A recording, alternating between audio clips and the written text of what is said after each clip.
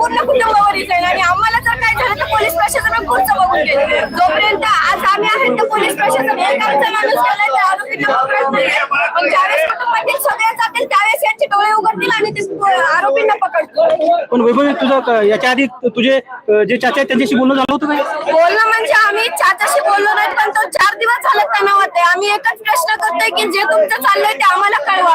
या केस मध्ये काय चाललंय ते आम्हाला सुद्धा कळलं पाहिजे. आम्हाला नाही तर पूर्ण महाराष्ट्र आज न्याय मागतो त्यांना सुद्धा समजलं पाहिजे या केस मध्ये चाललंय काय ना. तर तिथं पोलीस प्रशासन येतंय उभा राहतंय त्यांची प्रक्रिया काय चालली आहे मला आताही माहित नाही. आम्ही जर सगळ्यांनी असं केलं तर मग नंतर याचे डोळे उघडणार आहेत का? काही बोलणं झालं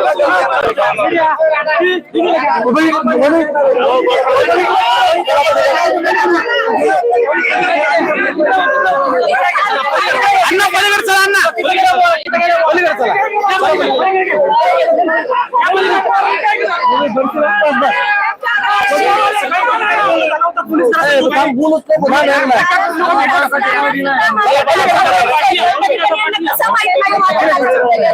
आज जर मी मगाशी म्हणलं पप्पाला यांनी रस्त्यावर उचललं माझ्या चाचा जर आता तो इथं आलाय जर याला सुद्धा किडनॅप जर याचं झालं असतं काय पुढचं झालं असतं तर पोलीस प्रशासन दारात असून त्याचा उपयोग काय आहे पोलिसांचा आम्हाला ते काही सुद्धा करत नाही. नुसतं दारा शेजारी उभारतात तिकडे जातात.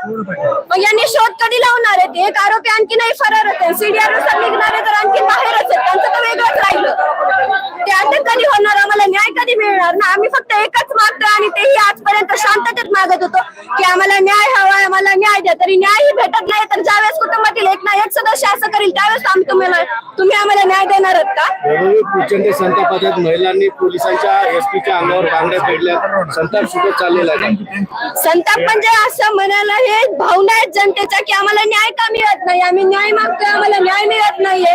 आणि मग यांचं आता ते बांगड्याचं वगैरे मला याच्यातलं काही माहित नाही पण बायकांची भूमिका आहे की आता जर ते काहीच करू शकत नाहीत तर त्यांनी सुद्धा बांगड्या भरायला पाहिजेत ना असं त्यांना वाटतं. पण आमची एकच विनंती आहे आजपर्यंत आमच्या सगळ्यावर आणि इथून पुढे सुद्धा आमच्या सर्वांवर विश्वास आहे की ते लवकरात लवकर न्याय मिळवून देतील. फक्त आमची एकच मागणी आहे की जी प्रक्रिया चालू आहे ती लवकरात लवकर करा आणि आम्हाला याबाबत कळवण्यात यावं. आतापर्यंत या तपासामध्ये कोणती माहिती तुम्हाला तपास अधिकाऱ्यांनी दिली होती अथवा एजन्सीने कळवलेली?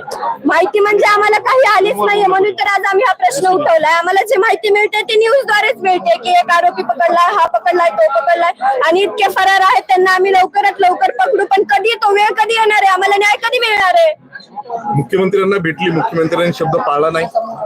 शब्द पाळला ना म्हणजे ते म्हणले की न्याय मिळेल आणि प्रत्येक आरोपीला अटक ही होईल. मग आमचं पोलीस प्रशासनाला सीआयडी असो किंवा आणखी कोणतीही यंत्रणा असो आमचं एकच म्हणणं आहे की तुमचा तपास आम्हाला कळवा आणि जो तपास चालू आहे तो लवकरात लवकर करून आरोपींनाही फाशीची शिक्षा द्या आणि आम्हाला न्याय मिळवून द्या.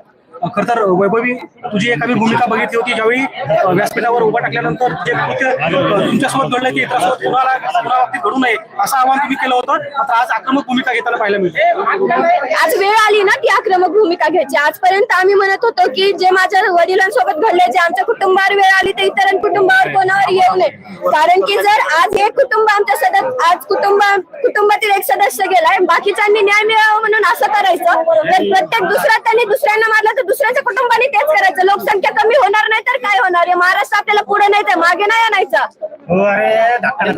मनोज जरांगे पाटील यांच्याशी काही चर्चा झाली नाही ते डायरेक्ट इथं चालते ते घरी नाहीत आले. पण काय आव्हान आहे यानंतर सुद्धा अद्याप आता 1.5-2 तासाचा अवधी झालाय देशमुख काही खाली आलेले नाही. आव्हान आमचं तेच आहे आम्हाला न्याय मिळत नाही. मग आम्ही तरी जगून काय करायचंय ना? आज गेलंय आमच्या घरातलं एक सदस्य त्याचं दुःख करायचं का न्याय मागण्यासाठी रस्त्यावर यायचं? पण मागतोय शांततेत करतोय ना सगळं तरी पण न्याय का मिळत नाही आम्हाला? किती दिवस आज 35 दिवस होऊन गेलेत ना. आपण बघतोय